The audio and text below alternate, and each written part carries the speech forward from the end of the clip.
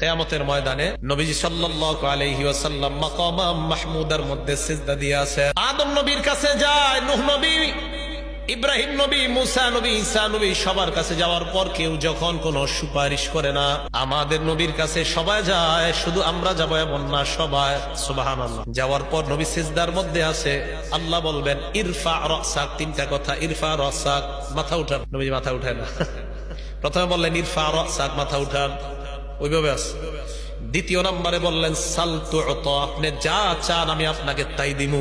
তিন নম্বরে বললেন ওয়াশফা তুশাফা, হাবিব আপনি সুপারিশ করেন, যেই কোন সুপারিশ করেন আমি কবুল করার ওয়াদা করলাম। নবী বলেন ফারফাউ রাসি, এরপর আমি মাথা উঠাবো। চিন্তা করেন, মাথা উঠাইয়াই বলবে আল্লাহ ইয়া রব্বি উম্মতি, ইয়া রব্বি উম্মতি।